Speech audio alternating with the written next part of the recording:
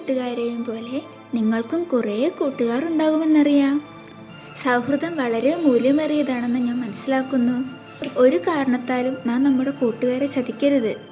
പറയുന്നത് മനസ്സിലാകുന്നുണ്ടോ? ശരി, ഞാനിപ്പോൾ ഒരു കഥ പറയാം. ഒരു നദിയുടെ തീരത്ത് ഒരു മരമുണ്ടായിരുന്നു. അത് നിറയെ വിളഞ്ഞു നിൽക്കുന്ന പഴങ്ങളും. ആ മരത്തിൽ താമസിച്ചിരുന്നത് ഒരു കുരങ്ങച്ചനായിരുന്നു.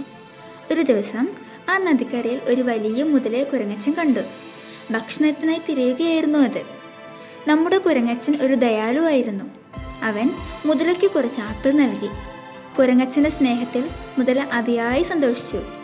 ഇനി വരുമ്പോഴും ഇതുപോലെ പഴങ്ങൾ തരുമോ എന്ന് കുരങ്ങച്ചനോട് മുതല ചോദിച്ചു. അവൻ സന്തോഷത്തോടെ സമ്മതിച്ചു. പിന്നീടും മുതല വന്നു. പതിയെ പതിയെ അവർ നല്ല കൂട്ടുകാരായി. കൂട്ടുകാരൻ്റെ ഭാര്യയ്ക്ക് വേണ്ടിയും കുരങ്ങച്ചൻ ആപ്പിൾ കൊടുത്തുവിട്ടു. പക്ഷേ അവൻ്റെ ഭാര്യ ദുഷ്ടയായിരുന്നു. എല്ലാ ദിവസവും മധുരമുള്ള പഴങ്ങൾ തിന്നുന്ന കുരങ്ങൻ്റെ ഹൃദയത്തിനും നല്ല മധുരമായിരിക്കുമെന്നും അവൻ്റെ ഹൃദയം എനിക്ക് കഴിക്കണമെന്നും മുതലയുടെ ഭാര്യ പറഞ്ഞു. ഇത് കേട്ട മുതല ആദ്യം സമ്മതിച്ചില്ലെങ്കിലും പിന്നീട് ഒക്കെ പറഞ്ഞു. മുതല പതിയെ കുരങ്ങച്ചൻ്റെ അടുത്തെത്തി അവനെ ഭക്ഷണം കഴിക്കാൻ വീട്ടിലേക്ക് ക്ഷണിച്ചു. സന്തോഷത്തോടെ കുരങ്ങച്ചൻ മുതലയുടെ പുറത്ത് കയറിയിരുന്നു.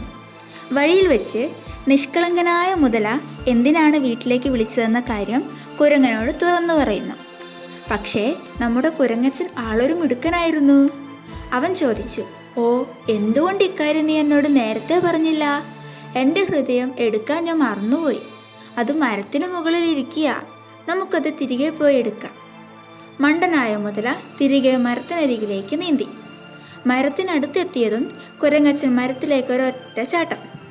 എന്നിട്ട് തിരിഞ്ഞു നിന്ന് മുതലയോട് പറഞ്ഞു, "മണ്ട, ആർക്കെങ്കിലും അവൻ്റെ ഹൃദയം പുറത്തെടുത്ത് വെക്കാൻ കഴിയുമോ? നീ ചെല്ലി, ഇനി ഈ വഴി നിന്നെ കാണരുത്." ഇതോടെ മുതലയ്ക്ക് തൻ്റെ നല്ലൊരു കൂട്ടുകാരനെയാണ് നഷ്ടമായത്. ഒപ്പം ഫ്രീ ആയി ദിവസവും കിട്ടിയിരുന്ന പഴങ്ങളും. കഥയുടെ ഗുണപാഠം: മറ്റുള്ളവരെ വഞ്ചിക്കുന്നവൻ സ്വയം വഞ്ചിതനാകുന്നു. അതിനാൽ എപ്പോഴും കൂട്ടുകാരെ വിലമതിക്കുക.